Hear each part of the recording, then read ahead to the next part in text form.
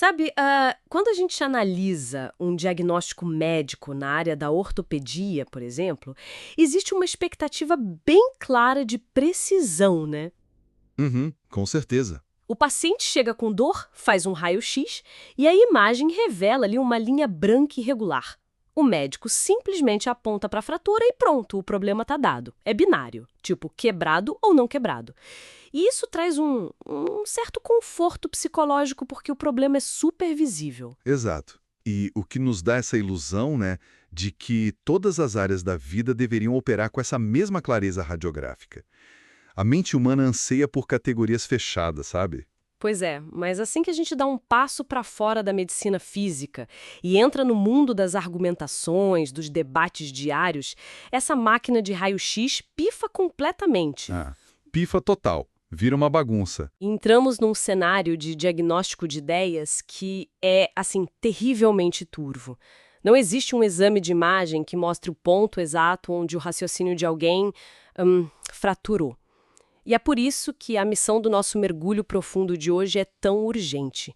A gente vai analisar a mecânica oculta dos debates desonestos. Um terreno onde a fratura lógica não é um acidente, sabe? Mas muitas vezes é uma estratégia totalmente deliberada. Com certeza. E para guiar essa investigação, nós consolidamos uma base de dados bem rica. A gente pegou desde artigos da Wikipédia e do site Filosofia na Escola sobre estrutura lógica das falácias, até análises táticas de campanhas políticas. E tem também aquele material médico, né? Sim, passando por comunicados bem contundentes do CREMERS, o Conselho de Medicina do Rio Grande do Sul, sobre a pandemia, e também métodos avançados de refutação do blog do maluco. E o objetivo aqui não é apenas listar erros de lógica. Claro que não, seria muito A raso. gente quer entender como o nosso próprio viés de confirmação se combina com aquela seleção cirúrgica de evidências, o famoso cherry picking, Nosso cherry picking é o clássico, né? e como isso evolui para um verdadeiro jogo sujo de ridicularização e criação de espantalhos retóricos. E por que isso importa para quem está ouvindo a gente agora? Essa é a grande questão. Porque, tipo, todos nós enfrentamos conversas difíceis, seja no trabalho ou no almoço de família.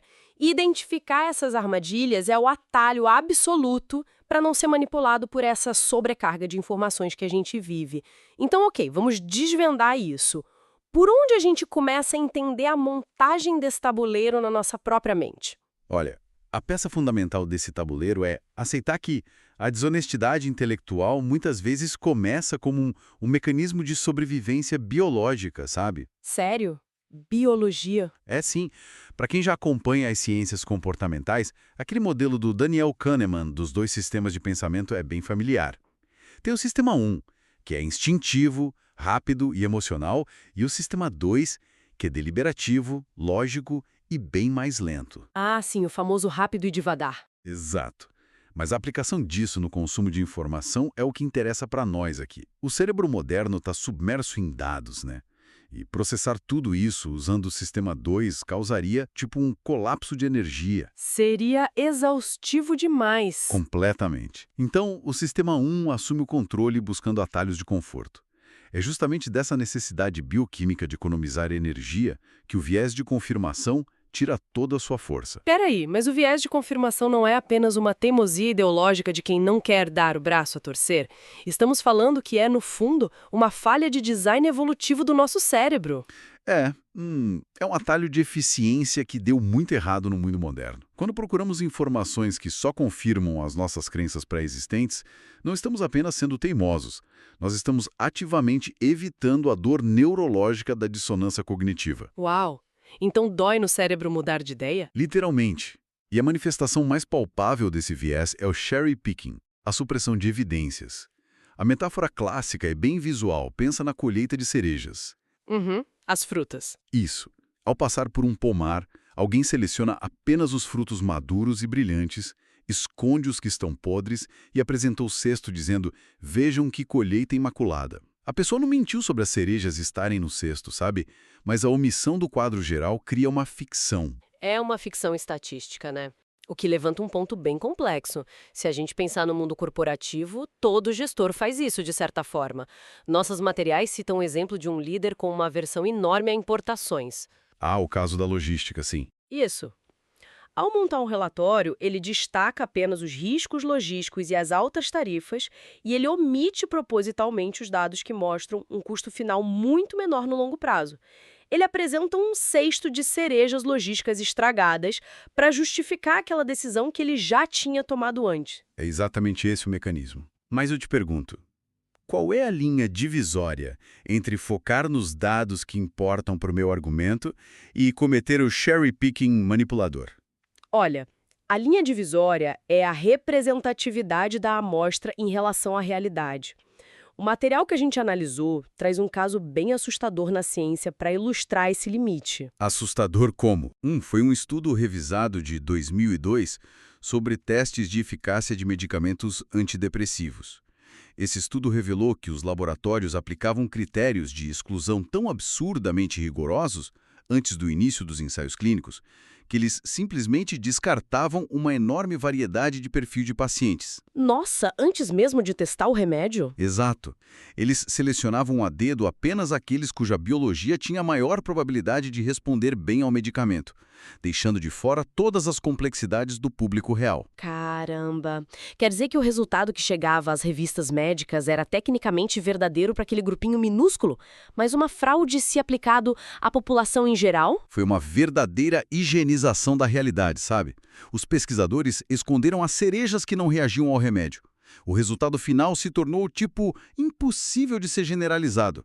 É a falácia da evidência incompleta elevada à categoria de ciência. Sabe que essa higienização da realidade me lembra muito a nossa dinâmica das redes sociais, né? Ah, com certeza.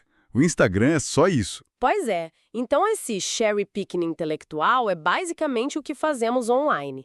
Escolhemos apenas as cerejas perfeitas da nossa rotina, ignorando a bagunça real e fazemos com que os outros pensem que nossa vida inteira é perfeita. Omitimos o estresse, o boleto atrasado, a louça na pia. É um marketing pessoal focado na supressão de evidências. Exato.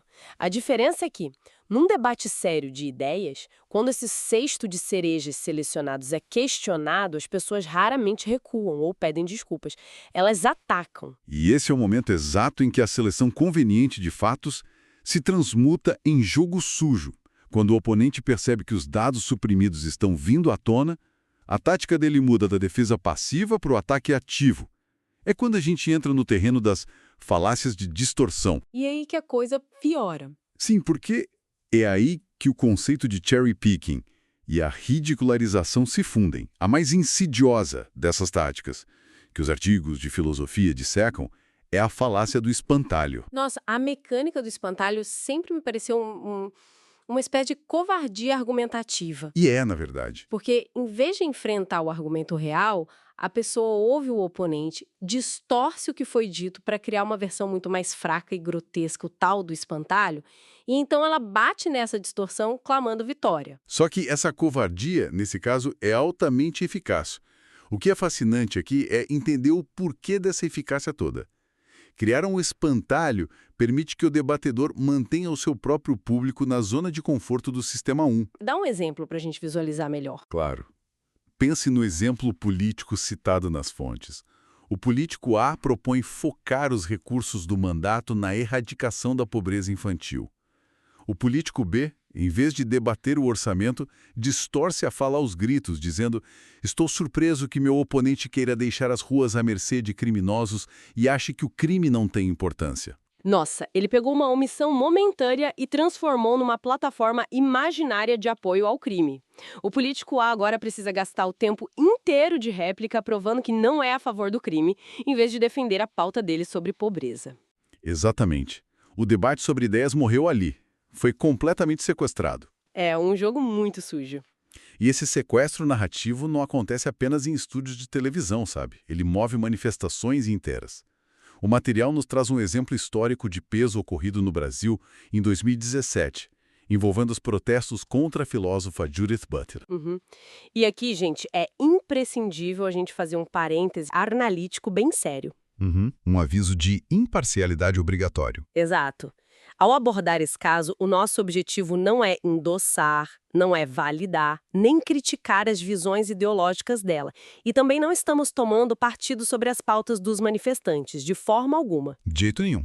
Nós estamos operando estritamente na dissecação da estrutura lógica do evento, usando apenas o exemplo didático citado na fonte original para ilustrar a falácia. Feita essa ressalva essencial de imparcialidade, como a falácia do espantalho operou na estrutura desse episódio? Bom, de acordo com a análise documental, os grupos protestaram contra a filósofa sob a premissa de que ela defendia uma ideologia de gênero. E o foco era a alegação de que o objetivo dela era implementar cartilhas para crianças nas escolas brasileiras. Certo. E onde entra a distorção? Cartilhas infantis ou políticas educacionais de base. O protesto, que foi inflamado e real, não estava atacando os livros densos voltados ao público universitário.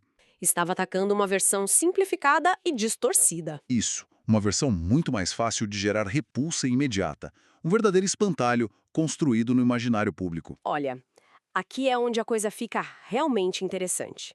Quando a gente conecta o viés do cherry picking com esse conceito de ridicularização e espantalhos, percebemos que o jogo sujo não é apenas distorcer a ideia do outro. É piscar a dedo um detalhe isolado, retirá-lo de todo o contexto, exagerar até que pareça um absurdo e então rir dele. O apelo ao ridículo entra rasgando o debate racional. O apelo ao ridículo é tipo a bala de prata da desonestidade retórica. A lógica falaciosa é muito simples. O debatedor pensa, se eu consigo fazer os outros rirem dessa ideia, logo ela não merece ser levada a sério. É rio para invalidar, né? Exato.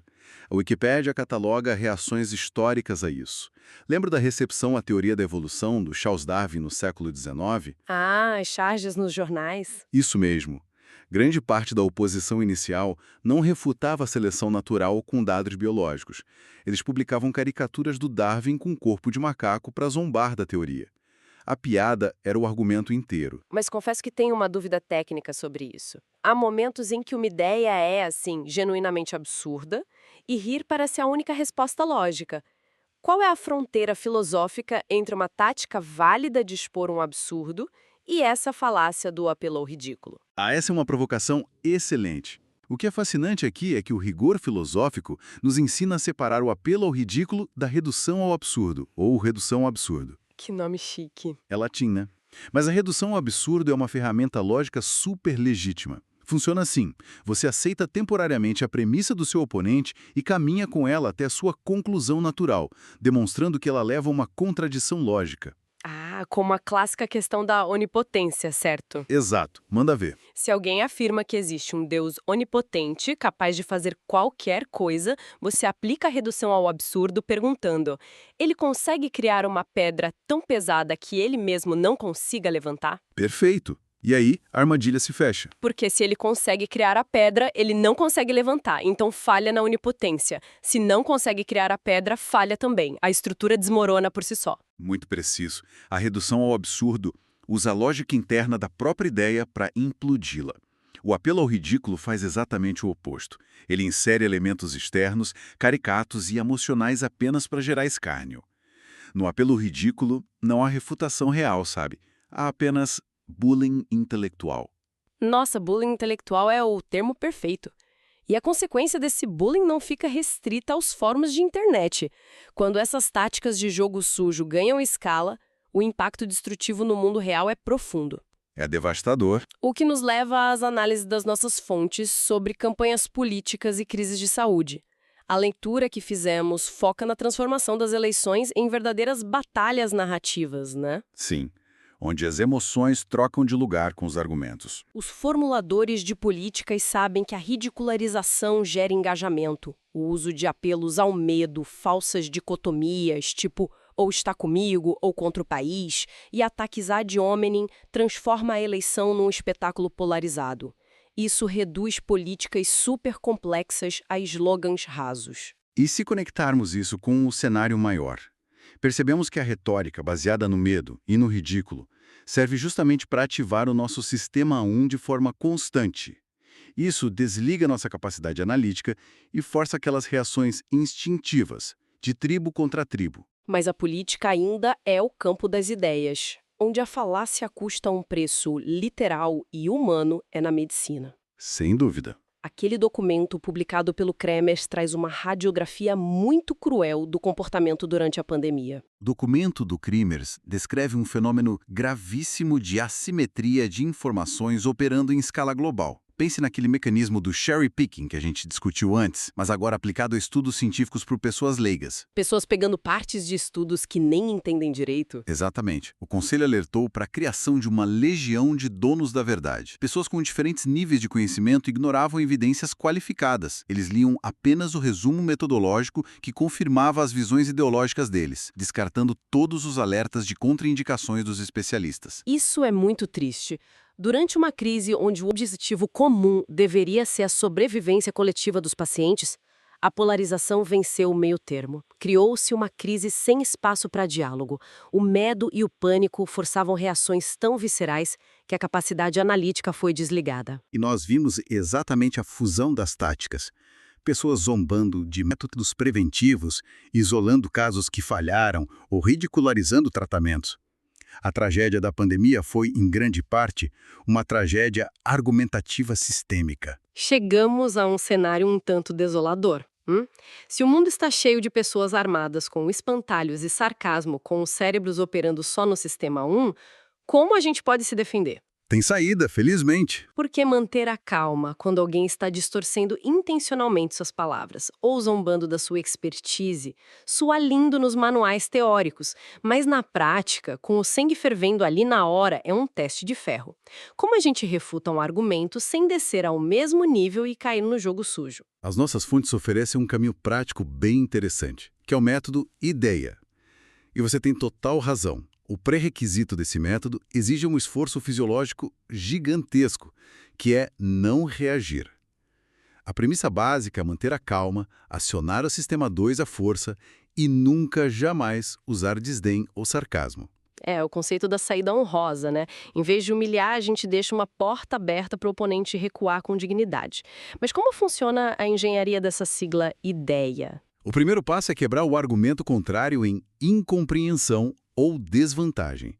Segundo o artigo do blog do Maluco, 99% dos casos de atrito nascem de incompreensão. O oponente simplesmente não decodificou a sua mensagem. Em vez de atacar, você assume a falha de comunicação e reformula. Entendi, eu digo algo como, deixa eu tentar explicar de outro jeito em vez de gritar que a pessoa não entendeu nada. Exato. Porém, existe o 1% que é desvantagem. É quando o oponente acha uma falha real e estrutural na sua ideia. E a técnica aqui é ser humilde e aceitar. Aceitar uma desvantagem desativa a hostilidade na hora. E aí sobram as letras E, I e A. Sim, você aplica a evidência do contrário, a inconsistência no raciocínio dele ou a ampliação. A ampliação. Eu li sobre essa e achei fantástica. É o ápice do método. A fonte ilustra isso com uma das histórias mais brilhantes sobre manejo de argumentação. O cenário era um médico super renomado palestrando sobre como exercícios aumentam a longevidade, dando exemplo dos humanos e animais. A tese era impecável, até que um espectador na plateia lança um contra-argumento provocativo sobre uma tartaruga japonesa. Conta essa parte, porque é um momento clássico da pegadinha. O espectador levanta a questão e diz algo tipo, o senhor defende que o movimento prolonga a vida, mas a tartaruga não se move quase nada e vive 100 anos. Isso mesmo. Nesse instante, o palestrante tinha todos os incentivos do mundo para usar o jogo sujo e ridicularizar o espectador. Ele poderia falar, não somos répteis, que pergunta imbecil. Exato. Mas em vez de ridicularizar, ele usou a ampliação. Ele concordou com o fato. Ele validou a premissa dizendo que sim, a tartaruga é sedentária e chega aos 100 anos. E então ele devolveu inteligentemente, expandindo o contexto. Ele disse, se ela não faz nada e vive 100 anos, imagine se fizesse exercícios, chegaria aos 300. Genial. Então, o que tudo isso significa? Significa que a verdadeira inteligência não é humilhar o outro ou construir espantalhos. É ter a clareza mental para expandir o contexto do debate de forma tão elegante que a lógica prevalece. Para amarrarmos tudo, fazendo uma síntese rápida. Nós somos biologicamente programados para buscar atalhos e cometer o cherry picking. Quando as pessoas debatem, elas usam o espantalho e o apelo ao ridículo para atacar essas fraquezas, o que prejudica tanto a saúde quanto a nossa democracia. A cura para esse jogo sujo é o pensamento crítico e uma argumentação baseada em calma e respeito. Perfeito. Um mapa fundamental para navegarmos melhor por esses tempos difíceis. E para encerrar esse mergulho, a gente deixa uma reflexão original para quem nos ouve levar para casa. Pense nisso. E se a nossa vontade instantânea de ridicularizar a ideia de alguém for, na verdade, um mecanismo de defesa do nosso próprio cérebro? Se a nossa primeira reação a um argumento contrário é dar risada em vez de analisar os dados, talvez seja o nosso próprio subconsciente tentando disfarçar o fato de que nossos argumentos são muito mais fracos do que imaginávamos. Da próxima vez que o deboche aparecer na ponta da língua, pergunte-se: do que eu estou fugindo?